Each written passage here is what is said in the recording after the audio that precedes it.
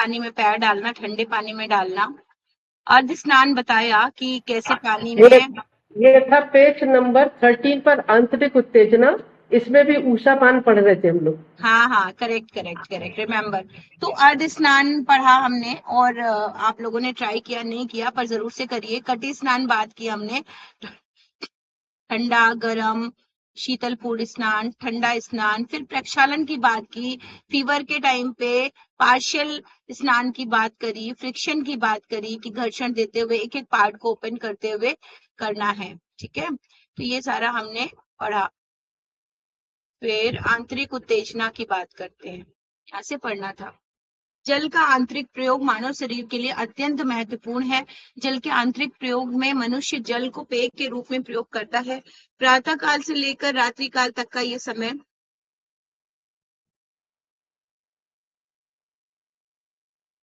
वह समय पर जल को पेय के रूप में प्रयोग करता है। पेय के रूप में जल का प्रयोग करने की विभिन्न क्रियाएं अलग अलग नामों से जानी जाती हैं।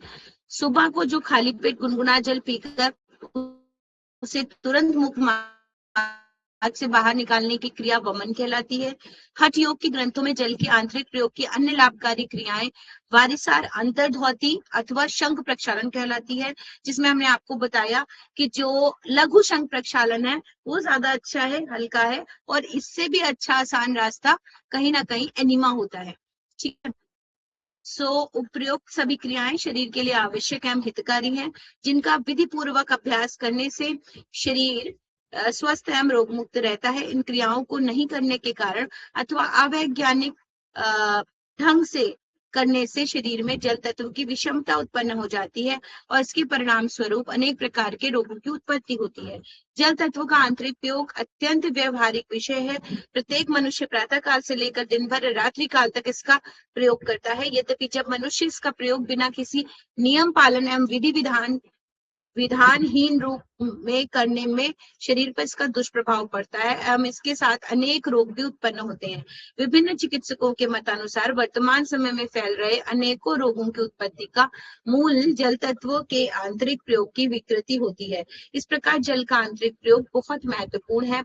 जल के आंतरिक महत्व को जानने के उपरांत आपके मन में इसकी प्रमुख विधियों का सही एवं वैज्ञानिक ज्ञान प्राप्त करने की जिज्ञासा अवश्य ही उत्पन्न हुई होगी। अतः आप जल के आंतरिक प्रयोग की प्रमुख विधियों पर विचार करते हैं।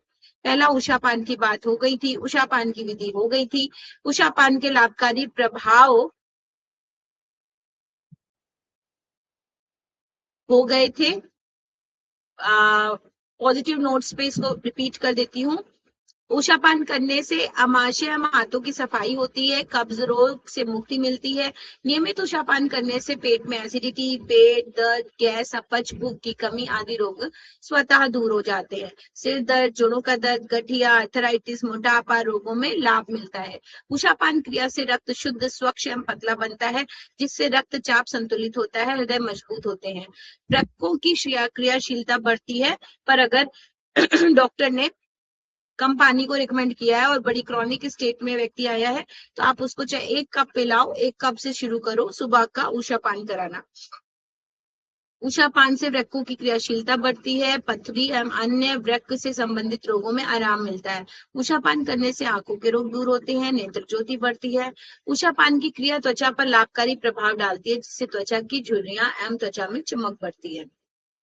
उषापान क्रिया श्वसन तंत्र के रोगों में लाभकारी प्रभाव दिखाती है। ये भी हमने बताया कि प्रिकॉशन ये है कि 1 घंटे बाद ही आपने जो उषापान किया है, पानी पिया है, उसके 1 घंटे बाद ही कुछ और खाए पिए।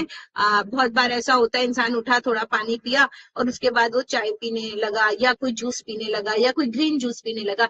तो अगर आप कोई पौष्टिक चीज भी पी रहे हैं तो भी हमारे इसमें जो मेंशन्ड है किताबों में, मेरा अपना कोई फिलॉसफी नहीं है, हाँ वो कब कहाँ पढ़ी है ये जरूर होता है। तो 1 घंटे का आप अंदर रखें तो ज्यादा प्रभावी होता है, क्योंकि इटसेल्फ वो मेडिसिन है, तो मेडिसिन को अपना काम शरीर में करने दें।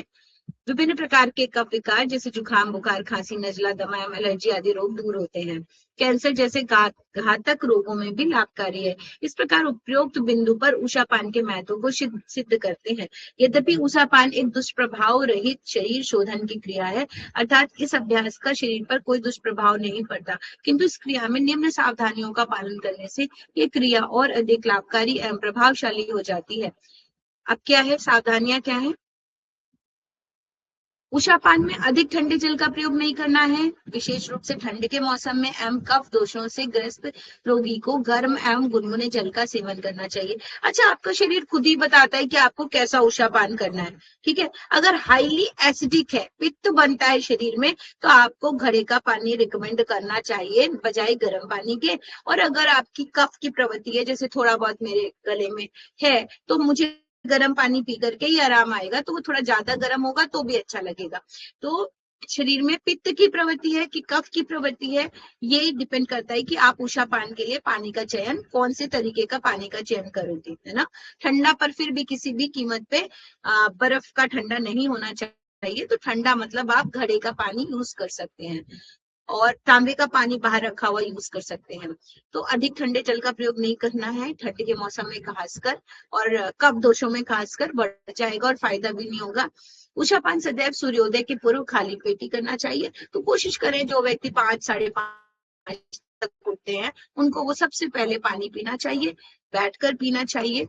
और 45 मिनट, ही मैंने अभी बताया, 45 मिनट तक कोई भी ठोस अथवा द्रव्य आहार नहीं ग्रहण करना चाहिए। तो आप सोचें कि बहुत बार ऐसा होता है, मैं जिसको भी समझती हूँ पेशेंट है, तो वो तुरंत ये वाला ग्रीन जूस पी लिया, फिर ये वाला पी लिया, अजवाइन पानी, मेथी पानी, ऐसे बराबर बराबर चल रहा है, तो उससे कोई फायदा नहीं होता है। वैसा ना करें। उषापान के पूर्व चाय आदि पेय पदार्थों को ग्रहण नहीं करना चाहिए। ऐसा भी होता है कि वो फिर उषापान की श्रेणी में नहीं आता, वो सामान्य जल जो आप दिन भर में लेते हैं उसकी श्रेणी में आता है। तो ये थी साइंटिफिक अप्रोच उषापान की। वमन क्या है? उषापान के समान वमन क्रिया भी प्रातः काल सूर्योदय के पूर्व खाली पेट किया जाने वाला अभ्यास है। यह अभ्यास उदर में स्थित विषाक्त पदार्थों को बाहर निकालने के साथ साथ शरीर में पित्त दोष की विषमता को भी दूर करता है। वमन क्रिया का वर्णन आयुर्वेद में पंचकर्म चिकित्सा प्रकरण के अंतर्गत एवं हठ योग षटकर्म के प्रकरण के अंतर्गत किया गया है। क्या है विधि? वमन के लिए साफ स्वच्छ जल को उबालने के उपरांत इसमें हल्की मात्रा में नमक मिलाते हैं, जस्ट बहुत थोड़ा, उसको सलाइन करने के लिए, क्योंकि वो हमारे बॉडी के टेम्परेचर से मिक्स हो जाए और अल्कलाइनिटी उसमें आ जाए। तो जितना आप नाक के लिए यूज करते हैं, जलनेती के लिए, जितना आप एनिमा के लिए यूज करते हैं, जो भी बॉडी के अंदर पानी जा रहा है वो आपके बॉडी टेम्परेचर जैसा होना चाहिए। तो वो ऐसा ही हम इसको हल्का गर्म कर लेते हैं। अगर आपको कुछ भी कंफ्यूजन है तो पानी को बॉईल कर लेना चाहिए पूरा, और जब वो ठंडा हो जाए बिल्कुल हल्का ल्यूकवार्म, तब आप उसको यूज करें, जिसको आप एक सांस में पी पाए, ठीक है। और देखिए, जो हमारा टीयर है, आंसू, सबने कभी ना कभी चखा होगा, रोते जाते हैं, और नहीं चखा तो थोड़ा रो लीजिएगा, प्याज व्याज काट लीजिएगा, तो आंसू गिरेगा तो उसको चाट के देख लीजिएगा। तो जितना हल्का सलाइन नमकीन आंसू होता है, उतना आपको बस वो ही नमकीनपन चाहिए, क्योंकि हमारी बॉडी के जो अंदर के द्रव्य हैं वो बॉडी टेम्परेचर के और थोड़े से सलाइन है।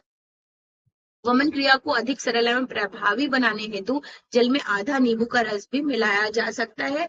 ऑल्दो ये तर्कसंगत नहीं है, क्योंकि कभी कभी एसिडिटी है, पित्त है, तो सुबह के पानी में ये कर सकते हैं कि कभी कभी कोई सादा पानी नहीं पी पाता तो 1-2 बूंद आपने डाल दिए,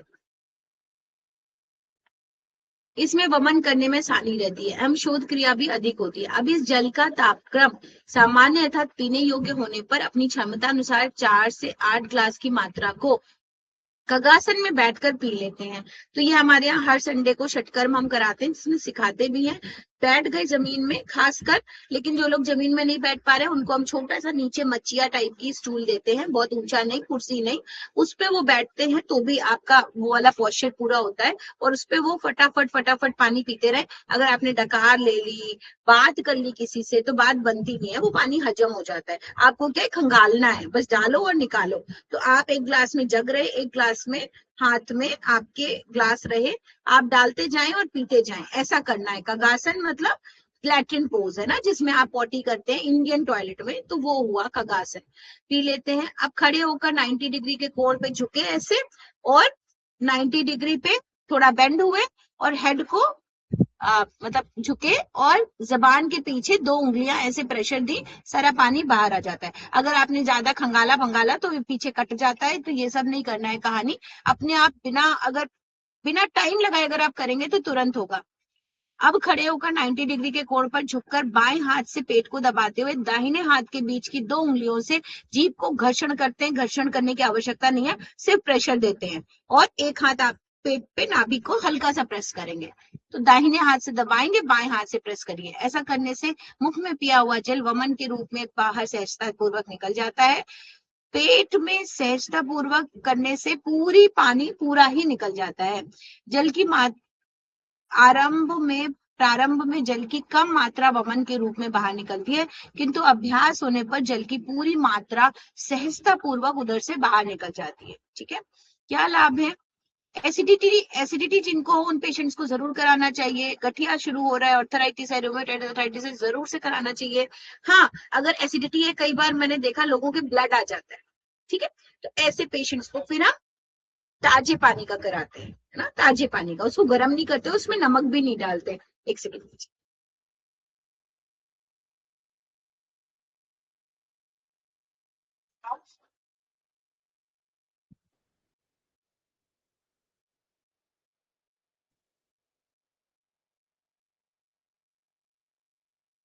हमारे डॉगी महाशय से नॉक कर रहे थे डोर हमारे। वमन क्रिया के अभ्यास से पेट में प्रकुपित पित्त तो सबसे ज्यादा अच्छा एसिडिटी का ट्रीटमेंट है। सबसे ज्यादा, अगर किसी को हाइपर एसिडिटी थोड़ी भी रहती है, खट्टा पानी मुंह में आ रहा है, वो उसको जरूर से कराना चाहिए। इंडाइजेशन वालों को कराना चाहिए। आमाशय का शोधन होता है, पाचन तंत्र की क्रियाशीलता बढ़ती है। अम्ल पित्त, पेट में जलन, पेट में भारीपन, गैस, दर्द रोगों से ग्रसित रोगों को वमन का अभ्यास कराने से रोगों में शीघ्र लाभ प्राप्त होता है। कभी भी आपको लगे सर में भारीपन है, हेडेक है, नहीं जा रहा है, अपच हो रहा है, आप सुबह सुबह वमन करें। और कभी कभी क्या होता है कि भरा भरा लग रहा है, भरा भरा लग रहा है, तो आप अगर 4 घंटे हो चुके हैं, 6 घंटे, 5 घंटे हो चुके हैं, तो शाम को भी वमन करें। शाम को वमन करें, थोड़ा पानी पीते जाए और उंगली डाल के निकाल दें। ठीक है, आपको हल्कापन फील हो जाएगा। पर हाँ, कोशिश करनी चाहिए कि सुबह ही करें। इसके साथ साथ शरीर में पित्त दोष की विषमता, पेट में एसिड की मात्रा, मुंह में खट्टापन, सीने में जलन, रोग से ग्रस्त रोगियों के लिए भी वमन क्रिया का अभ्यास लाभकारी सिद्ध होता है। इस क्रिया का अभ्यास प्रातःकाल नियमित अंतराल पर करने से शरीर में त्रिदोष सम बने रहते हैं एवं इन त्रिदोषों की विकृति से उत्पन्न रोग नहीं होते। स्वस्थ व्यक्ति द्वारा इस क्रिया का अभ्यास करने से उसका पाचन तंत्र स्वच्छ एवं क्रियाशील बनता है। पाचक रसों का श्रावण संतुलित रूप से होता है। वमन क्रिया की सावधानियां। वमन एक लाभकारी अभ्यास है, किंतु इस अभ्यास में निम्न सावधानियों का पालन अवश्य करना चाहिए।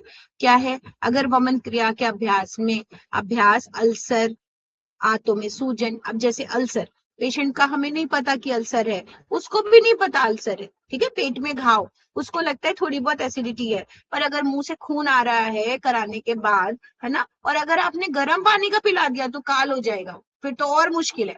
तो इसलिए पेशेंट का पूरा डिटेल लेना बहुत जरूरी है। देखा देखी सभी आ करके फटाफट हमको भी करना है ना, तो वो बड़ा नुकसानदायक होता है। तो पहले ही पूरा डिटेल लेना है उनका। सूजन हो, संक्रमण हो, उच्च रक्तचाप एवं मानसिक तनाव से ग्रस्त रोगियों को नहीं करना चाहिए।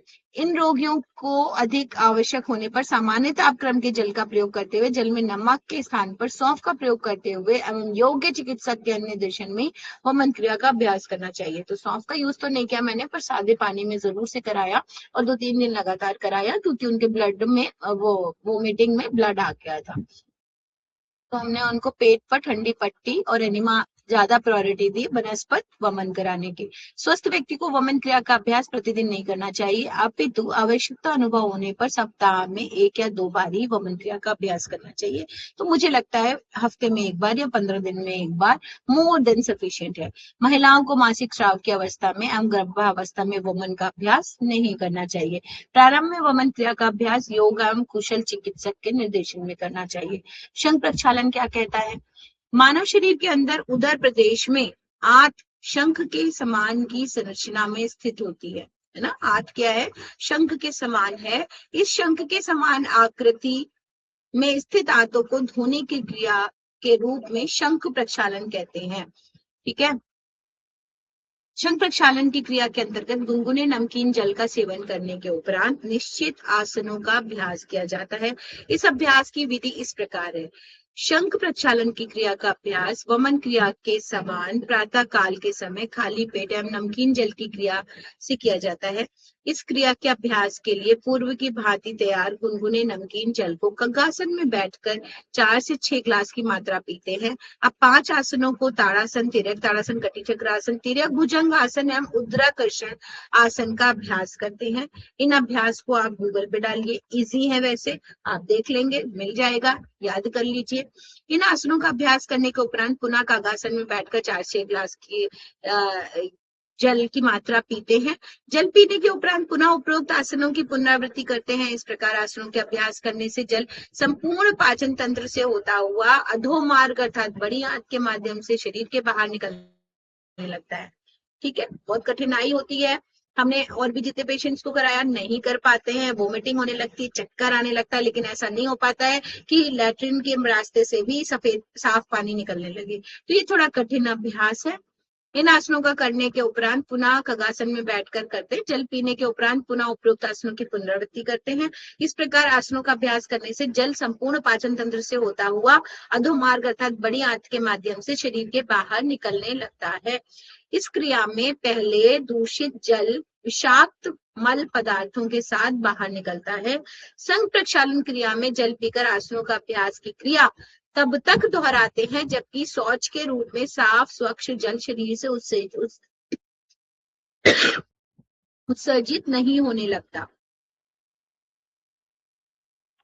संघ प्रक्षालन की क्रिया के लाभ।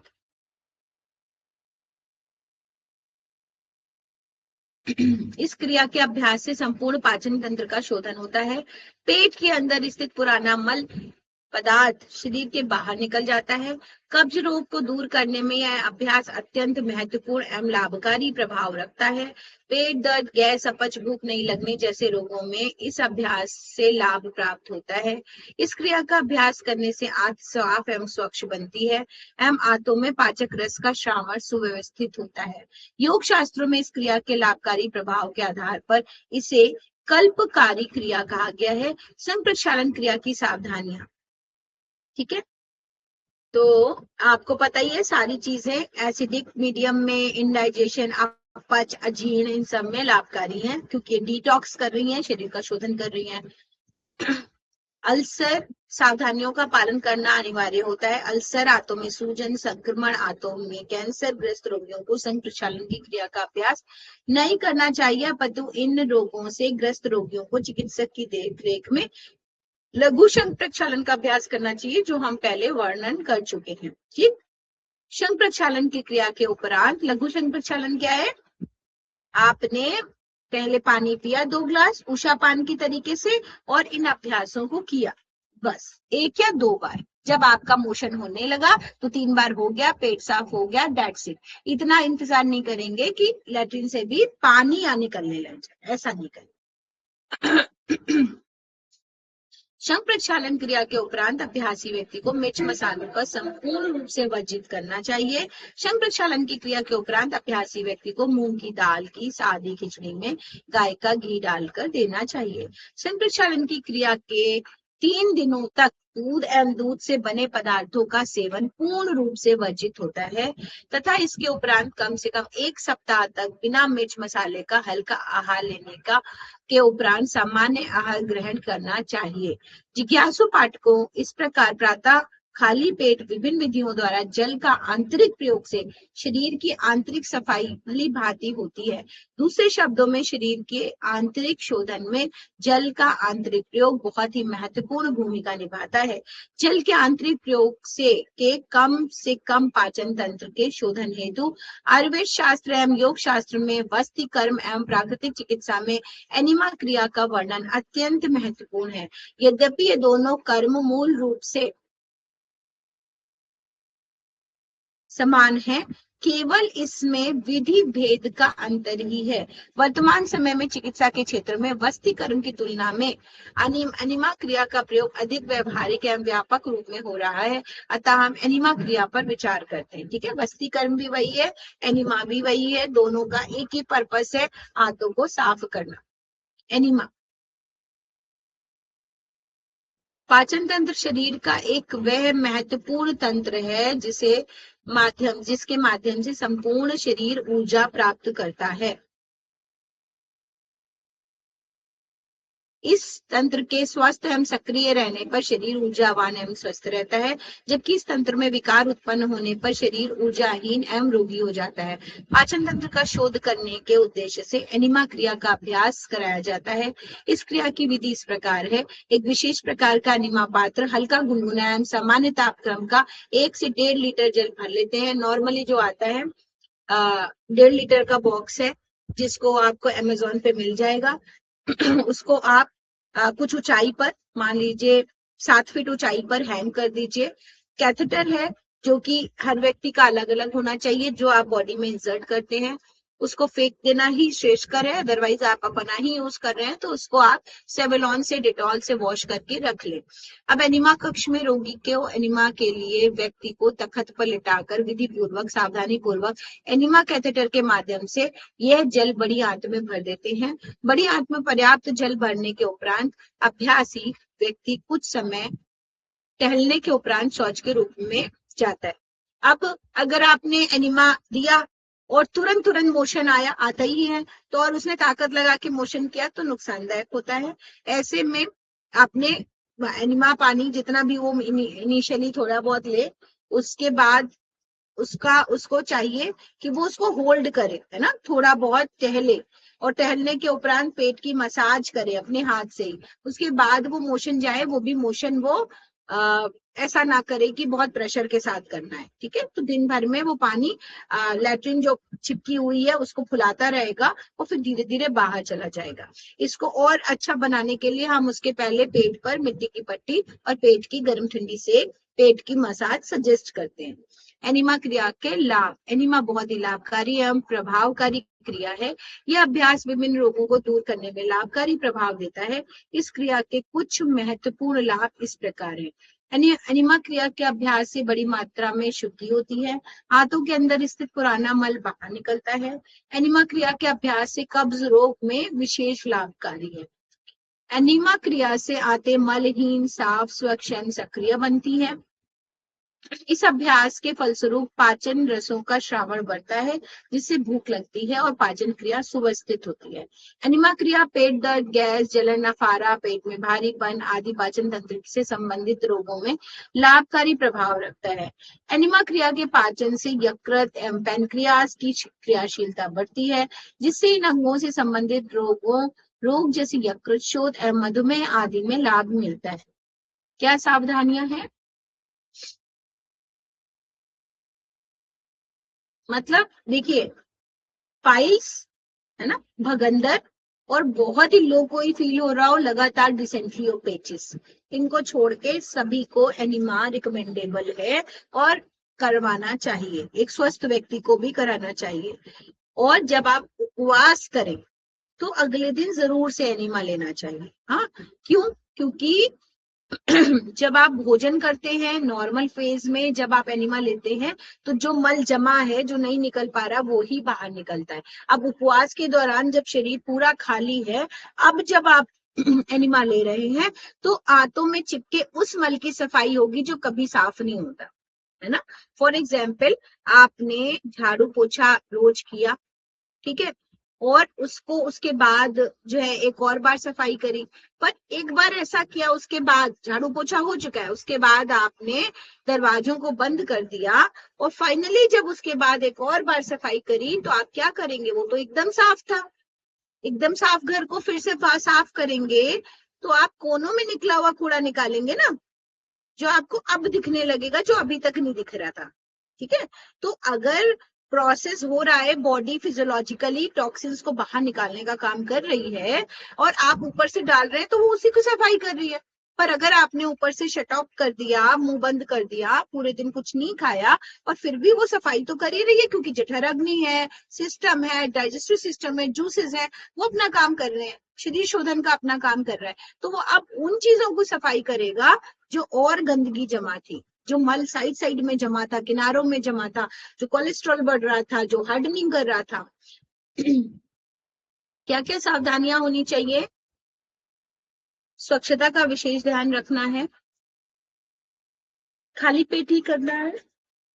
अच्छा, कभी कभी ये होता है कि बहुत ज्यादा किसी को अफारा आ रहा है, इंडाइजेशन हो रहा है, आपने हींग भी पिला दी, जीरा भी खिला दिया, जनरल केस में घर में बहुत सारी बार ऐसा हो जाता है, ऐसा लगता है कि भाई आफत हो गई, पेट बिल्कुल तना हुआ है, ऐसा करके इंसान टहल रहा है कि भाई रश हो रहा है कि डॉक्टर को बुलाएं, क्या करें समझ नहीं आ रहा, चाहे छोटा बच्चा हो, चाहे बुजुर्ग हो, चाहे मिडिल एज मैन हो, ये कहीं ना कहीं घर में कोई कभी ना कभी इंसान महसूस करता है। कोई भी चीज ज्यादा खा ली, ओवर ईटिंग हो गई, या बार बार रिपीटेशन से भी ऐसा होता है कि जिनके घरों में आप सुबह खा रहे, दोपहर खा रहे, वही शाम को खा रहे, भाई प्रसाद बना था तो वही यूज कर लेते हैं, बहुत बार, बहुत कॉमन है। तो इन सब चीजों से ऐसा होता है। तो ऐसे केस में ये प्रॉब्लम आती है, तब हम नहीं देखेंगे कि हम किस समय दे रहे हैं। ठीक है, तब हम कुंजल भी करा सकते हैं, तब हम गर्म ठंडी सेक भी कर सकते हैं, तब हम टब में भी बिठा सकते हैं, और तब हम एनिमा भी दिला सकते हैं, उसको आराम आएगा। ठीक है, पर रेगुलर डेज में ऐसा नहीं करना है कि खाना खाए एनिमा दिला रहे, क्योंकि सिस्टम है अपना, तो सिस्टम के हिसाब से चले। अभी ये फर्स्ट एड की तरह वाली बात हो गई, तो दोनों में अंतर है। एनिमा क्रिया में स्वच्छता का ध्यान रखेंगे। एनिमा क्रिया का अभ्यास सदैव खाली पेट ही करना चाहिए।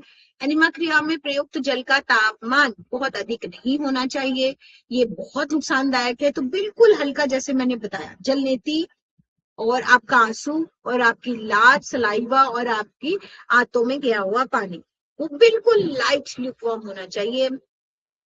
कुशल चिकित्सक के निर्देशन में, अगर कभी नहीं किया है तो नो डाउट पहले किसी सेंटर में जाके करना चाहिए। आंतों में सूजन, संक्रमण, बवासीर रोग में एनिमा नहीं देना चाहिए। तो अगर किसी को कोलाइटिस है, किसी को बवासीर है, पाइल्स है, फिशर है, बगंदर है, तो नहीं देना चाहिए। आप पहले उसके स्टमक को इतना अच्छा करें, हेल्दी करें। सामान्य रूप से स्वस्थ मनुष्य को एनिमा क्रिया का अभ्यास प्रतिदिन नहीं करना है, सिस्टम को अपना काम करने दीजिए। कॉन्स्टिपेशन हो रहा है, 2 दिन करवा दीजिए और फिर उसके बाद सिस्टम को काम करने दीजिए। अभी तक आपने जल के प्रातःकालीन खाली पेट के प्रयोग से विभिन्न विधियों का ज्ञान प्राप्त किया तथा जाना कि प्रातःकाल विभिन्न विधियों से जल ग्रहण करने से शरीर का भली प्रकार शोधन होता है। इसके फलस्वरूप शरीर आंतरिक रूप से स्वच्छ बनता है एवं विभिन्न प्रकार के रोगों से मुक्ति मिलती है। लेकिन जल तत्व का आंतरिक प्रयोग केवल प्रातःकाल ही नहीं किया जाता, अपितु उसका प्रयोग दिन भर नियमित अंतराल पर जलपान के रूप में, पेय के रूप में एवं भोजन के साथ जल का सेवन किया जाता है। अतः हम अपने दैनिक प्रयोग में जल का सेवन पर विचार करते हैं। जल सेवन, चिकित्सा विज्ञान के अनुसार एक स्वस्थ व्यक्ति को 3 से 5 लीटर जल का सेवन प्रतिदिन करना चाहिए। नहीं, 2 से 2.5 लीटर यूरिनेशन होना चाहिए, स्वच्छ यूरिनेशन होना चाहिए। अगर उसमें कमी आती है, अगर आपको लगता है मैं पूरा दिन में एक भी बार बाथरूम नहीं गया, ठीक है, तो इसका मतलब पानी कम पिया है। पूरे दिन में ऑन एन एवरेज 2 से,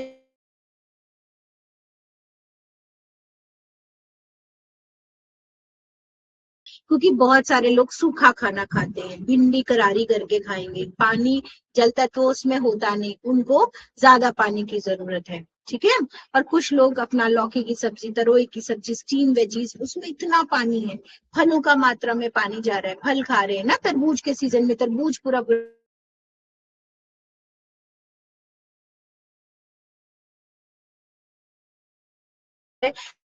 तो पानी से रिलेटेड फल ही हमारे आसपास होते हैं, सब्जियां होती हैं, फिर भी ऐसा करते हैं हम कि उसको सुखा के भून के उसका पानी जला देते हैं। तो हमें उसको पचाने के लिए भी ज्यादा पानी की आवश्यकता होती है। और आज ये रिसर्च प्रूफ हो रहा है कि 3 से 5 लीटर पानी सभी को नहीं चाहिए। अलग अलग बॉडी टाइप्स के अकॉर्डिंग अलग अलग बॉडी की डिमांड है और वैसा पानी चाहिए। तो बजाय ये गिनने के आप अपनी और फिजियोलॉजिकल कंडीशन पर ध्यान दें, तब आपको पता चलेगा पानी कितना पीना है।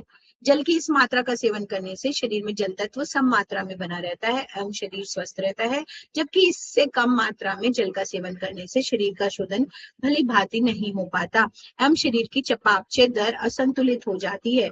इसके परिणाम स्वरूप अनेक प्रकार के रोगों की उत्पत्ति होती है। जल सेवन की मात्रा सर्दी, गर्मी, सर्दी और मौसम, कार्य की स्थिति एवं भोजन की प्रकृति पर निर्भर करती है। सर्दी की तुलना में गर्मी के दिनों में शरीर को अधिक जल की आवश्यकता पड़ती है। इसी प्रकार कठिन श्रम करने में भी जो लोग जिम भी जा रहे हैं, योगा कर रहे हैं, वर्कआउट कर रहे हैं, पसीना बहा रहे हैं, धूप में काम कर रहे हैं, उनको ज्यादा जल की आवश्यकता है।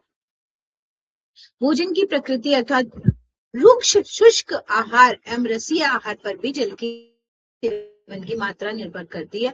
रुक्ष शुष्क आहार के सेवन के साथ अधिक मात्रा में जल की आवश्यकता होती है, जबकि रसीय आहार के साथ जल की कम मात्रा का सेवन किया जाता है। भोजन के साथ जल सेवन की विधि का हमारा स्वास्थ्य पर सीधा प्रभाव पड़ता है। इस संदर्भ में विभिन्न चिकित्सक अपने अपने दृष्टिकोण प्रस्तुत करते हैं। भोजन के साथ जल सेवन की सही विधि को वर्णित करने के लिए आचार्य चाणक्य कहते हैं, अजीर्णे भेषज वारि जीर्णे वारि बलप्रदम भोजन चामृत वारि भोजनांते विषप्रदम। कहने का मतलब है अजीर्णे भेषज वारि जीर्णे वारि बल प्रदम। भोजन से पूर्व कुछ मात्रा में जल का सेवन अमृत के समान गुणकारी है। वारि बल प्रदम है ना। भोजन के मध्य में थोड़ी मात्रा में जल का सेवन औषधि के समान लाभकारी है, प्रभाव देता है, परंतु भोजन के अंत में जल का सेवन विष के समान हानिकारक प्रभाव रखता है।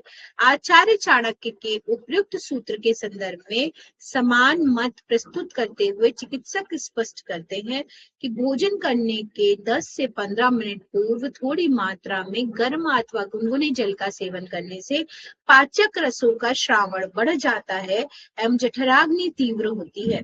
भोजन के साथ थोड़ी थोड़ी मात्रा में जल का सेवन करने से भोजन की अच्छी लुप्ति एवं पेस्ट तैयार हो जाता है, जिससे भोजन का पाचन अच्छी प्रकार होता है। किंतु भोजन के तुरंत बाद जल का सेवन करने से भोजन को पचाने वाले रसों की सांद्रता क्षीण हो जाती है, जिससे भोजन का पाचन सही प्रकार से नहीं हो पाता एवं पेट में भारीपन, पेट दर्द, गैस, अपच आदि रोग उत्पन्न होते हैं।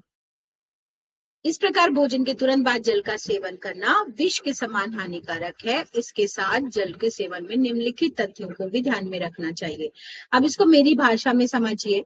अगर हम उसके बाद खाने के बाद पानी को पीते हैं तो क्या होता है, जैसे आप जितने भी हमारे एंजाइम्स सिक्रीट हो रहे हैं वो सब डाइल्यूट हो जाते हैं। तो ज्यादा पतला होने से हमारे वो एंजाइम्स काम नहीं कर पाते, क्योंकि अब उन्हें सरफेस एरिया ज्यादा मिल गया और शरीर से निकले इतने इतने, तो अब उनको ज्यादा मात्रा में निकलना पड़ेगा। तो जब उनको सफिशिएंट अमाउंट में एंजाइम्स मिलेंगे तब वो हजम होगा। इसलिए खाना 4-4 घंटे तक ब्लोट करता रहता है, पड़ा रहता है। अगर इसको इस तरीके से समझें कि अगर हम कढ़ाई में खाना बना रहे हैं तो कढ़ाई में आपने, मान लीजिए सिंपल हम बैंगन आलू की सब्जी का एग्जाम्पल देते हैं, हर के घर में लिपटी लिपटी बैंगन आलू की सब्जी बनती है।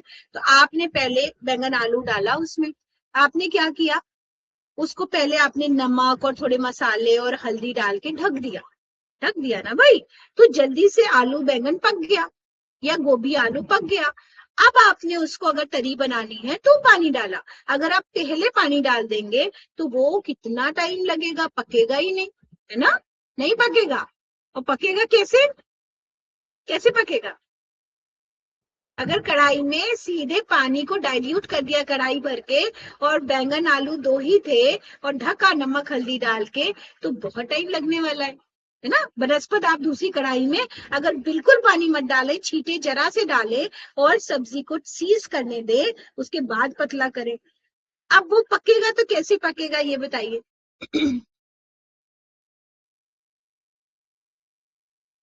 बताइए, दो गृहिणियां जुड़ी हुई हैं, बताइए। फॉर एग्जाम्पल अगर हमें, हाँ बताइए रमा जी। नहीं, एक भोजन के अंत में पानी नहीं पीना चाहिए, इसका कारण ये भी हो सकता है, जैसे अग्नि बहुत तेज जल रही हो, हम पानी डाल देंगे तो अग्नि बुझ जाएगी। जैसे ही हम खाना प्रारंभ करते हैं तो खाना हमारे जो है स्टोमक में पहुंचता है और हमारा हाइड्रोक्लोरिक एसिड काम करने लगता है और इसके साथ साथ उसमें एंजाइम भी आने लगते हैं। तो हमने घटाघट ठंडा, और कुछ लोग तो बिल्कुल बर्फ का फ्रिज का पानी पीते हैं, तो घटाघट डाल दिया तो हमारी हाइड्रोक्लोरिक एसिड तो खत्म हो जाएगा और खाना फिर पचेगा ही नहीं, सड़ेगा। ये कारण भी हो सकता है हाँ इसके लिए। ये कारण भी है, बट अभी यहाँ पे सांद्रता की बात हुई है ना, कॉन्सेंट्रेशन। तो हाँ, अगर थोड़े अमाउंट में हमारे पास एंजाइम सिक्रीट हो रहे हैं जो हमारे शरीर के लिए बन रहे हैं शरीर में और शरीर के लिए उपयोगी है, पर अगर हमने उसको डाइल्यूट कर दिया पानी डाल के, किस टेम्परेचर का पानी है वो तो और बड़ा मुद्दा है ना। अभी तो हमने मान लीजिए उसी टेम्परेचर का पानी डाला है ना, पर अगर डाइल्यूट कर दिया तो वो लिक्विफाई हो गए, ठीक है। और जठर अग्नि जो बुझ गई वो अलग। पर अभी अगर हमने वो पचाना हम चाहें, वो कढ़ाई का कहानी, तो वो हम कैसे पकाएंगे। अगर हमने इनिशियल स्टेट में ही पानी कढ़ाई में डाल दी, जितनी रसेदार सब्जी हमको चाहिए, वो हम कितनी देर में पका पाएंगे या नहीं।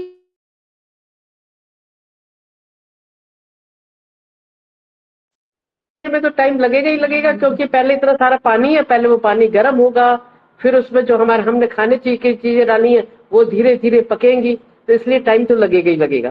तो उसका तरीका यही था जो जैसे पहले बताया था कि सब्जी अच्छी तरह से भूनी, वो किया, फिर मसाले डाल के ढक दिया, और हाँ जब जो है वो हो गया तो तरी बनानी है तो डालिए, और नहीं बनानी है तो वैसी सूखी सब्जी तो आपकी तैयार है ही। तो जनरली हम क्या करते हैं उसको पकाने के लिए, अगर अगर मेहमान हैं और हम जनरली क्या करते हैं, कैसे पकाते हैं उसको। मान लीजिए पानी डाल ही दिया, बताएं तो कविता जी, बताएं। पहले पानी निकालना पड़ेगा। पहले पानी नहीं को वो नहीं निकालना है हमें, मतलब हमें नहीं सूखना निकालना है। मान लीजिए मैम हमने पानी डाल दिया, फिर तेज अगर आंच मैं उसमें आटे की लोई डाल दी, तेज उससे पानी उसमें आ जाएगा। कुछ और सोचिए, दूसरे एंगल से सोचिए, तेज आंच यूटेंसिल में बदलिए। उसको तेज आंच में पका कर उसको वो उसका पानी। अगर देखिए आंच तेज कर दी तो और बड़ा मुद्दा है भोजन का, है ना। अगर आपने हाई फ्लेम पे खाना बनाया तो खाना वैसे ही स्पॉइल हो गया, ठीक है। खाना मैक्सिमम टाइम मिनिमम फ्लेम पे ही बनाना चाहिए। अनमोल जी आपके थॉट आ रहा है कोई, अगर आप फ्री हैं तो आप शेयर कर सकते हैं।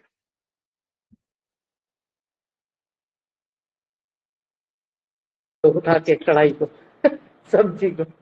अब हमें उसके यूटेंसिल को बदल के कुकर में डालना पड़ेगा, और उसमें जब बढ़िया गैस बनेगी तो वो पक जाएगा, ठीक। सेम हमारे पेट की कंडीशन होती है, जो लोग बाद में भी खूब पानी पी लेते हैं, तो जब उसमें बढ़िया गैस बनती है, ठीक है, तब वो पच पाता है 4 से 6 घंटे,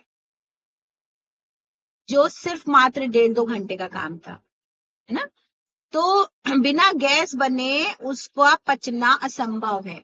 तो आपने प्रेशर कुकर में सीटी लगाई, पूरा वो फिल हो गया, मर्ज हुए मसाले और वो तेजी से उसने पका दिया, ऐसे ही करते हैं ना हम लोग। इसीलिए वो खाना इतना फायदेमंद नहीं होता जितना आप बटुई में या इस तरह के ढक के बनाते हैं। हमने आरोग्य मंदिर में जो खाना सीखा, उसमें 4 पतीले होते थे, सारी सब्जियां, सारी दालें, सारे दलिया सब उसी पे बनता था, 4 पतीले सिर्फ, बड़े बड़े चूल्हों पे। वो चाहे कटहल बने, चाहे परवल बने, चाहे कद्दू बने, चाहे लौकी बने, चाहे पालक बने, सब में बस ऐसे ही पानी डाल के ढक दिया, नमक डाल दिया, बस हल्दी, और कुछ किसी सब्जी में नहीं पड़ता था कभी भी। और हर सब्जी का अपना स्वाद समझ में आता था कि हम क्या खा रहे हैं, ठीक है। खैर, ये मैं अपने जैसे समझती हूँ वैसे समझाने की कोशिश कर रही थी आप लोगों को। सदैव साफ स्वच्छ जल का सेवन ही करना चाहिए तथा कभी भी अस्वच्छ, गंदगी युक्त एवं संक्रमित जल का उपयोग नहीं करना चाहिए। जल की मात्रा जल की कम मात्रा का सेवन करने से शरीर की सफाई नहीं हो पाती, जिससे विभिन्न प्रकार के रोग उत्पन्न होते हैं। बात सही है कि 75% अभी आपने शुरू में पढ़ा कि शरीर में कितना पानी है और किस तरीके से है, तो बिना जल के सफाई संभव नहीं है शरीर की, ना ही घर की सफाई संभव है, ना ही कपड़ों की सफाई संभव है। जल की कम मात्रा का सेवन करने से शरीर की भली भांति सफाई नहीं हो पाती, जिससे विभिन्न प्रकार के रोग उत्पन्न होते हैं। अतः स्वस्थ रहने के लिए प्रतिदिन कम से कम 3 लीटर जल की आवश्यकता होती है। कठिन शारीरिक श्रम एवं यात्रा से आने पर तुरंत ठंडे जल का सेवन नहीं करना चाहिए। कोशिश भर, पहले मुझे भी थोड़ा गर्म पसंद था, चाय भी गर्म पसंद थी, कभी काढ़ा भी गर्म पसंद था, लेकिन अभी मैं थोड़ा होल्ड करती हूँ। जो बॉडी टेम्परेचर होता है उसी पे पीना है, उसी पे खाना है, अदरवाइज आपके दांतों को भी नुकसान होता है, आपकी बॉडी को भी नुकसान होता है, जो आपको पता नहीं होता। सिर्फ एक इंस्टेंट एडिक्शन या अच्छा फील करने के लिए आप ऐसा करते हैं, तो बहुत ठंडा बहुत गर्म दोनों ही अर्थों में नुकसानदायक है।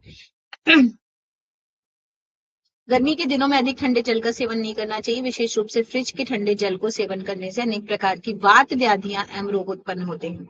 शरीर में कफ दोष की विकृत अवस्था में ठंडे जल के स्थान पर गुनगुने जल एवं गर्म जल का सेवन करना चाहिए। सर्दी जुकाम खांसी आदि कफ संबंधी रोगों में गर्म जल का सेवन करने से लाभ प्राप्त होता है।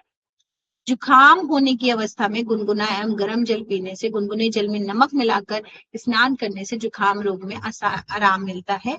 इस प्रकार जल का आंतरिक प्रयोग अत्यंत महत्वपूर्ण क्रिया है।